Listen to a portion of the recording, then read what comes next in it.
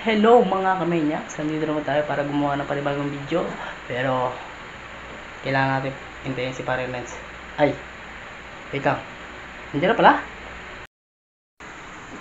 Hello mga Hello, pare. Ang tagal mo, kanina pa kayo nahinatay. Pare, medyo traffic. Sige, simulan na natin yan. Tara! Yung! Andito na si Pare Lens. Kamusta kayo mga kamenyaks? So, ano mga patatalakayin natin ngayon? Yung tatlong topics na napag-aralan natin nakaraan. Transport layer, Application layer. network layer. Very nice. Right.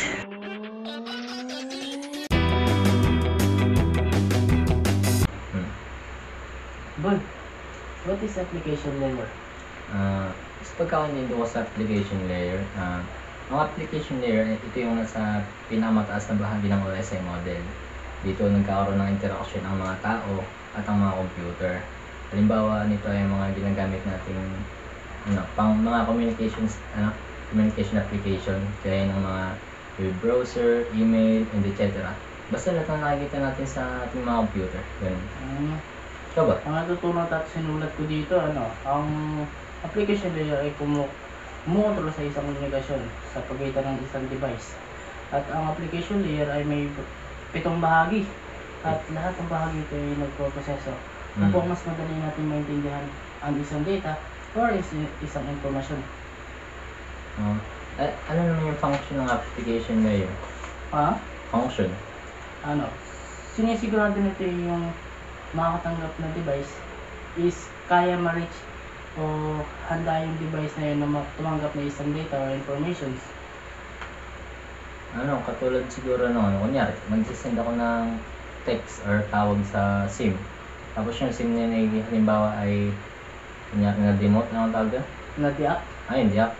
Ibig sabihin, hindi siya makakatanggap. Hindi siya kasi naka-deact naman na hindi na makaka-receive ng data or isang text yun. Ang sa akin ng function na sinulat ko sa application layer, nagbibigay ito ng rules and regulations sa mga software upang magpadala at tumanggap ng information sa mga user. Speaking of rules and regulation, ano yung alam mong protocol ng application layer? Yung sa DNS at IP address, yun. Ano yun? May naisulat ako dito, ang DNS at IP address ay malapit sa isa't isa. Kapag nag-type ka ng DNS sa web browser, ay ginagamit ng DNS to translate ang kanyang para mapunta sa kanyang karapat-dapat na IP address. Ito ay nagbibigay daan sa isang web browser o kumakonekta sa server at i-load yung isang website. Ganun. Sa tingin mo, ikaw ba? Laban na yung ang naisulat ko dito sa akin? HTTP. Ano ba yun? HTTP? Oo, alam ko yun. But kakunti yung knowledge mo about that. Sa akin, ang HTTP po yung Hypertext Transfer Protocol. Isa siyang set of rules na para sa pagka-transfer ng files, gaya ng mga images, videos, sounds, and other multimedia files. Madalas nakikita natin ito sa pag nag-browse tayo sa browser. Yung sa taas. Search engine.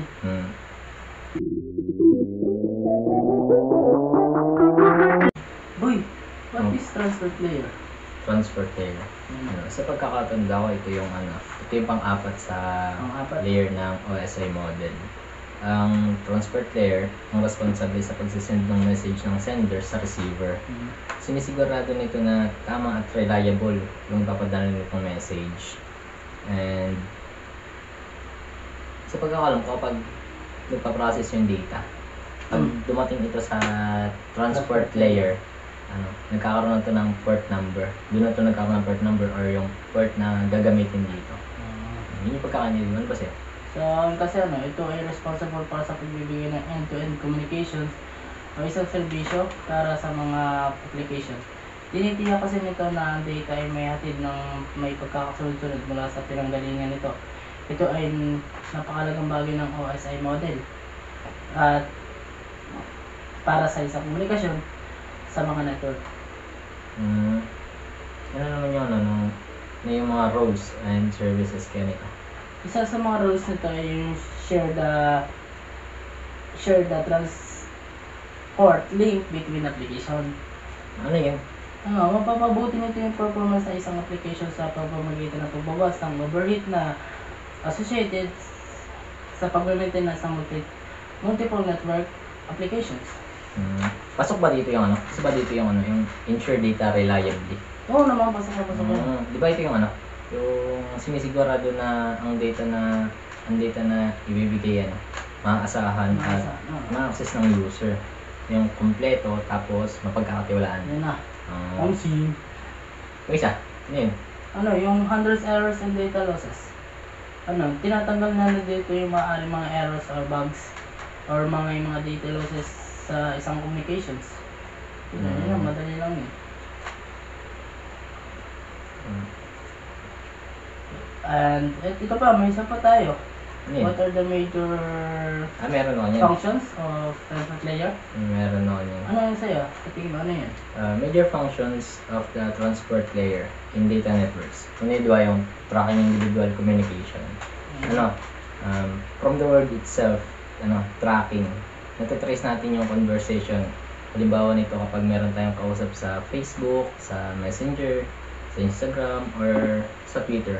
Diba pag kapag may kausap tayo tapos yung kausap natin nagta-type, may lumalabas na typing tapos may tatlong tuldok. Yan na. Yun. Ayun, ibig sabihin nun, may nag-encode yung kausap natin ng message. Ganun yung yung tracking individual communication. Next din yung segmenting data. Dito, hinahati or dinidivide yung message into small pieces para mas mabilis na dumating yung message sa receiver. Next is reassembling segments. Dito pinagdudugtong-dugtong na yung mga message na hinati. Tapos tineturn ito sa human readable format para maintindihan ng tao. And last is the identifying the application. Dito naman, from the word itself na identifying the application, pipili tayo ng application kung saan natin i-decode yung message. Halimbawa yung sa Google Forms na nag-exams tayo kanina, di ba? Yung pinindot yun natin yung link, may suggestion na lumabas sa baba na kung saan natin bubuksan, mayroong internet, may Google, may Firefox, di ba? Kunwari sa file, pag galing sa iba, open mo yun, may nalabas na open with. Yun. Pwede yan. Kunyari, kapag naman file yung binigay sa'yo, sinend sa'yo, may lalabas naman doon na kung sinubukan ng gaya ng docs. WPS. Yung WPS. At saka iba pa. Tama. Ano ba yung major functions pa? Yung control conversation, yung isa pa yun. One of the bahagi na yung establishing sessions. Dito, a session is logical connection between two applications that allows them to communicate with each other. Napakalagang role nito sa transport layer to ensure data between application sa pag-establish ng session. And managing data delivery helps to make the internet a reliable and efficient way to communicate. Tapos, meron po na isulat dito eh. Ano yun? Meron pa. Reliable delivery. Isa sa example na. Ni-issue yung transport layer ay deliver ng isang data between application without errors or losses or duplications. Ni-issue na reliable delivery na dapat wala ng mga errors, mga ganun. Kunwari, bibigyan kita yung example. Nag-send si web browser ng request sa web server. Tapos si web server naman, nakatanggap na request galing kay web browser. Nagbigay siya ng response. Nagbigay si feedback. Feedback. Response kay web browser. Tapos si web browser naman, na-receive niya response ni web server. Yun. Tapos ma-acknowledge naman ni web browser yung response. This process ensure that requests are response and delivery reliability. Hindi naman? Oo. Okay. Hindi naman.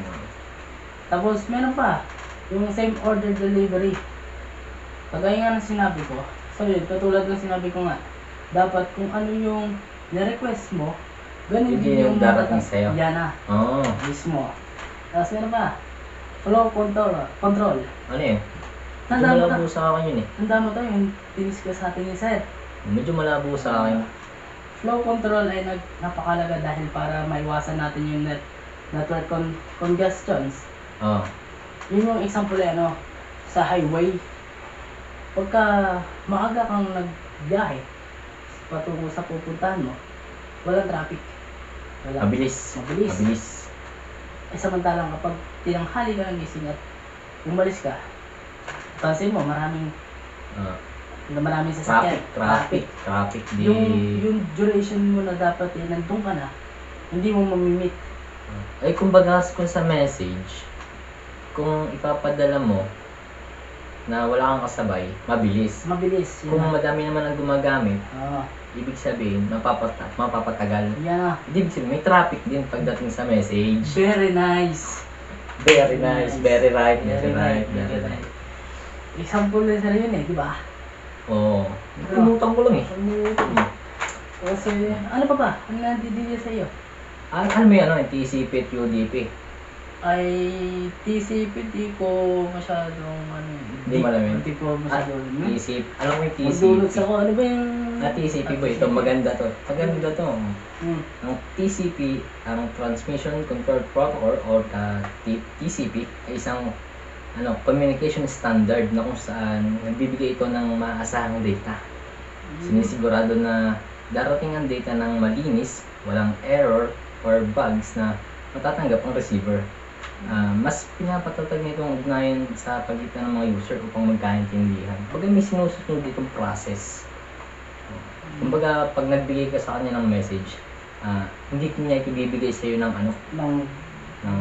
may palya. Oo. Yung may palya. Oo. Yung yung UDP, alam mo yun? Medyo nagugulong kasi ako dun eh. Ito napakadali na nito, boy. Ay, Kasi dito, ang UDP is a does not establish. Baligtad naman sa akin. Ano yung ibig sabihin? And more faster than TCP. But, mas mahalaga dito yung bilis kaysa sa reliability. Oo.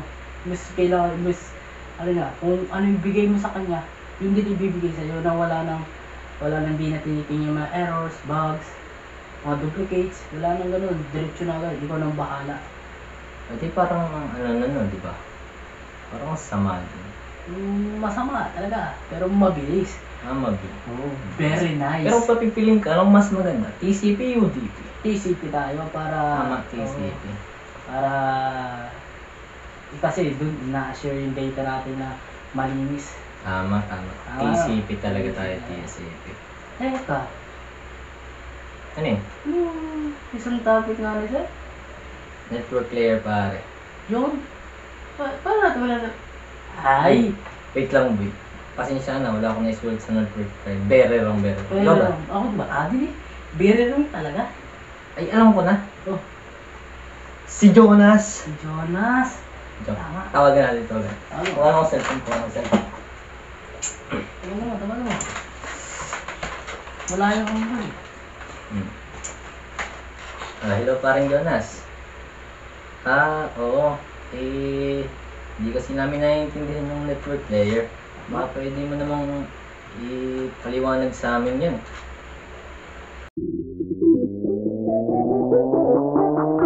Ano nga ba pag sinabing network layer? Siya yung nag-handle ng IP address and routing. Siya rin yung parang yung main role niya ay ma-deliver niya yung data sa destination nito. Siya rin yung parang tawag doon sa parang pagde-deliver ng message o kaya ng data sa destination nito ay routing. Yun ang tawag doon. Sabay ang example doon, ang best example nga nun ay routing kasi yun naman talaga yung binigay doon na parang for example, like nag-type ka, hi, kamusta? Sabay sinend mo sa kaibigan mo. Ang tawag doon ay network layer. Yun, doon nakilos ang network layer. Parang pag nasend mo, bibigyan niya ng IP address, sabay pag na-receive ay parang yung pag pag-travel ng data papunta sa kanyang destination, tawag doon routing. Pag na-receive naman ng kanyang yun doon, pag na-receive naman ng receiver, doon mo makikita na successful yung yung pag-send mo ng message or pagtatrabaho ng ng network layer. Yun yung pinaka main na gawain ng ng network layer. Sabay ang main character doon sa network, di ba, network layer. Ang main character doon ay si data kasi siya yung pinaka kailangan. Parang siya yung kailangan dalhin sa kanyang destination. Kaya siya yung pinaka main character doon. A few moments later. Yung pala yun, pre. Naintindihan ko na, boy. Yun lang pala yun. Salamat, pre. Salamat. So, yun pala yung pre. Ay, ganun. Try lang pala, Yun naintindihan lang nyo. pala. Basic lang pala yun. Kaya nga. So, yun lang pala, pare. So, yun lang. May vlog pala tayo. Ay, nga. Hello, mga Minyax. Minyax. Hanggang sa muli. Sana may natutunan kayo sa amin, guys. Ako si Very Right. Very right.